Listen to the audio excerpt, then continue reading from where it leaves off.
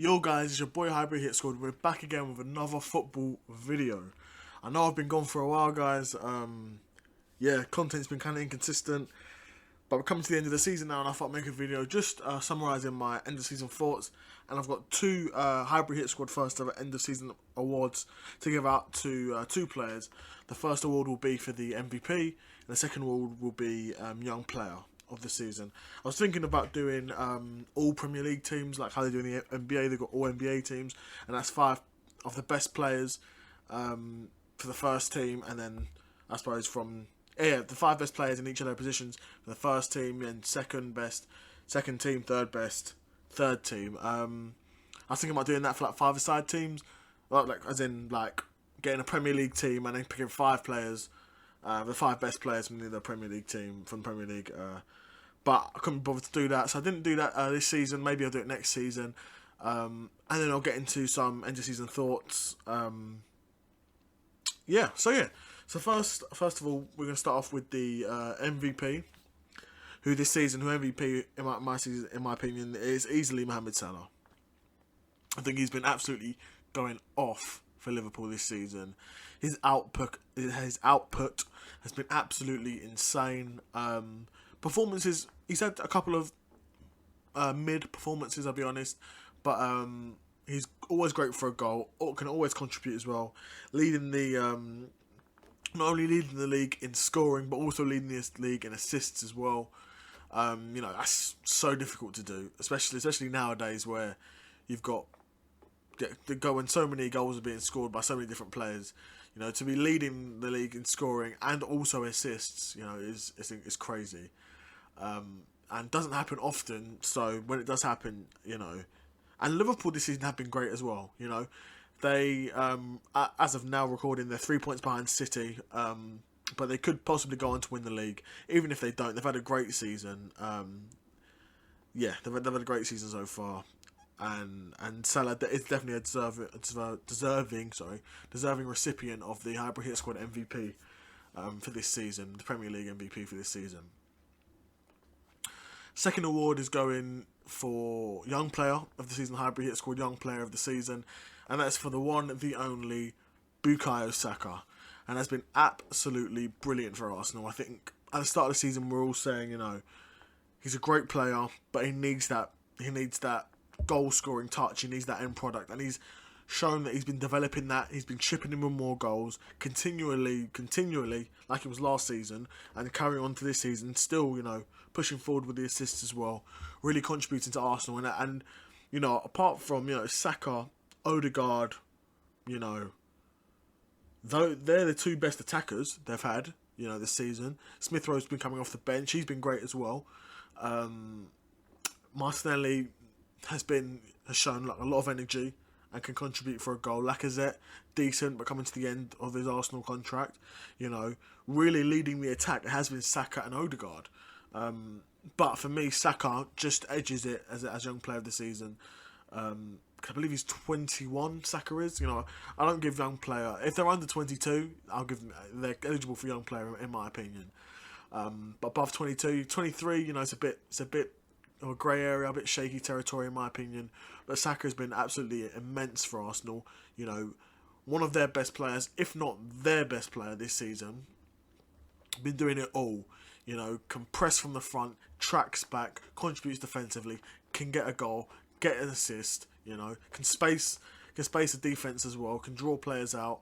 He's a threat. He's shown he's maturing as a player as well. He's really developing that intelligence also. So yeah.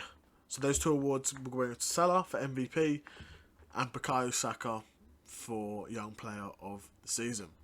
Now, let's get into some of my thoughts for next season at the end of this season for the Premier League. So, obviously, we all know that Klopp has extended an extension for Liverpool. That's really good news for Liverpool. They're going to need to keep him, well, as long as they want to keep him, that they can keep him, and as long as both sides are happy, I can't complain. Klopp has been doing a terrific job at Liverpool. Just an amazing job. Challenging for challenges in the Champions League and the Premier League. They're, as of now, like I say, they're only 3 points behind. They could still win the league. then they're still 100% in that title challenge. Klopp's overall time at Liverpool is an astounding success. This is the best period of Liverpool I've had, this century. I'm going to say. This period of, how long has he been there now? 6 years, I'm going to say. 6-7 years he's been there. This is probably their best period. The most success they've had, the best football they've had, the best team they've had. In terms of City, they've just been knocked out of the Champions League again. Maybe I'll make a video on that, but they bottled it. I can't say they didn't bottle it. They 100% bottled it. They're a great team, but there's a mental hump there. There's something there where they're not able to get over that stage, because it's not a lack of quality, because they win the Premier League. Like, if they're not winning the Premier League, then they're finishing, worst case, is top 4. Like, if they finish 4th, that's a disaster of a season. Most teams will never be in that position. But they are so good, it has to be something mentally. I don't think they've got any Champions League winners in that team. Correct me if I'm wrong. But I don't think they do.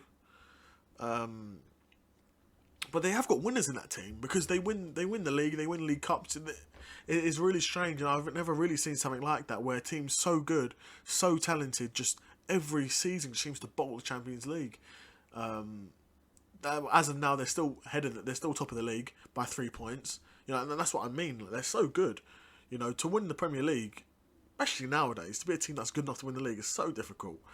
But Man City, they bottled the Champions League, but they're still in the Premier League, still going strong on all fronts on there, leading by 3 points. They'll be looking to secure the league as well.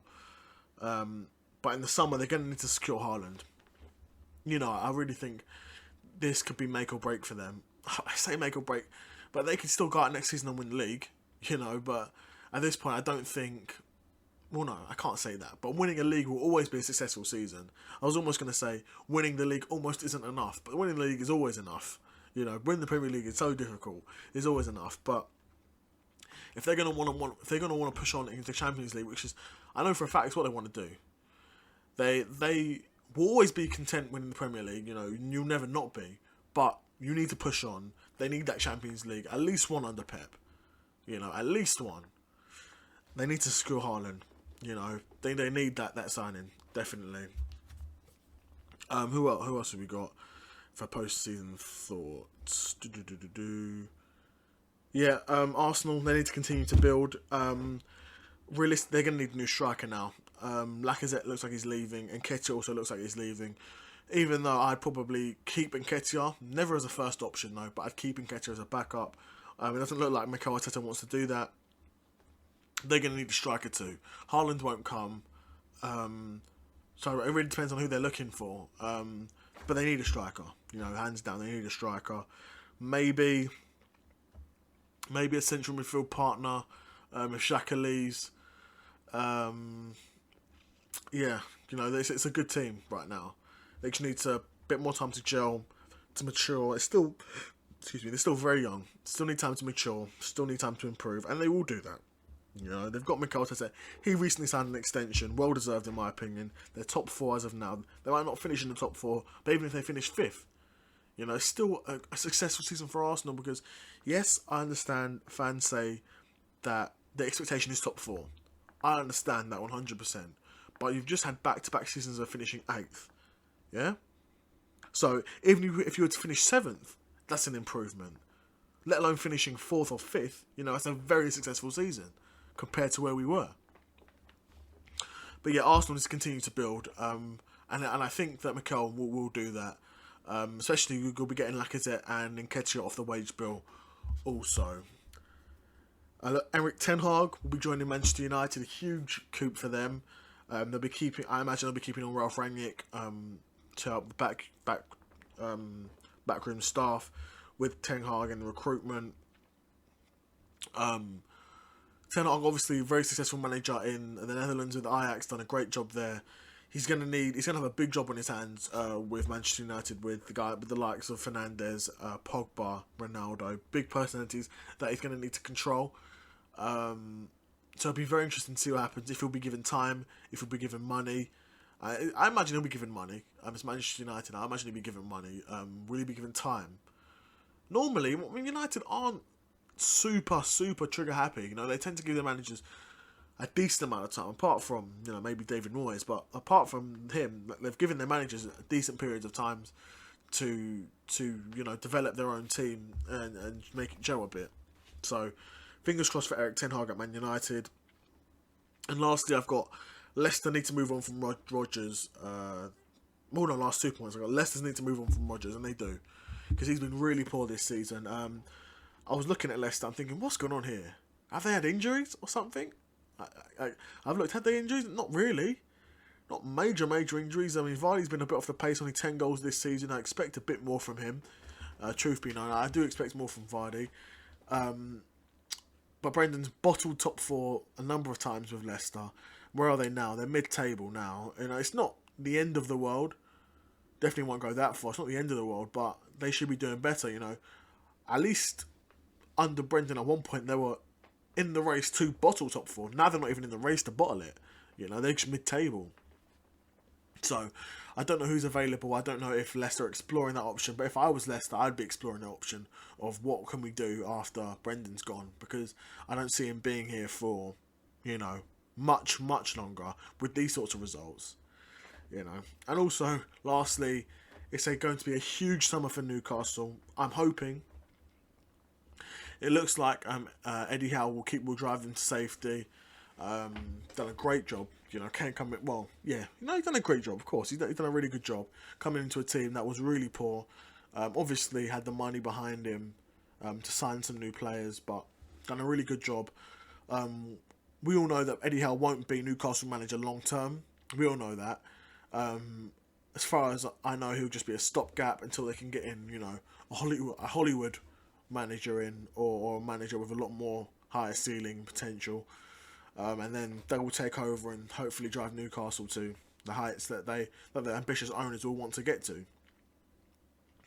But this summer, if Eddie Howe, I imagine he'll be staying this summer. But you know, I don't know. His contract may be up. I've got no idea. No, he's got an 18-month contract, hasn't he? Yeah. So I imagine he'll be staying this summer at least, and then he'll be heading part of the recruitment. It'll be interesting to see who Newcastle can get, because they can afford more or less anyone. But it's who wants to come to Newcastle. That's the question they're going to want to see. What's the answers to, and then they're going to want to know why they're coming to Newcastle, because players will come for money. Make no mistake about it. It's 2022. Players will come for money, but are those the sort of players you want to be attracting, or do you want to be attracting players that are in love with the club, in love with the fan base, in love with the city? That's ideally what you want to be attracting, but you know, it's nowadays in football, it's harder to come by. Because there's a lack of loyalty on both ends. You know, I won't just say it's players aren't loyal, clubs aren't loyal to players either. You know. But yeah, I hope you've enjoyed my little chit chat there. Definitely leave a like if you enjoyed this video. I want more videos like this one. Leave a comment if you've got anything you disagreed with, anything you want to chat about regarding the football. Yeah, or any ideas for any new videos as well. Subscribe if you don't want to miss out on more videos like this. Share with your friends if you think they'll like this sort of thing. And I've been your boy Hybrid Hit Squad, and I'm out. Peace.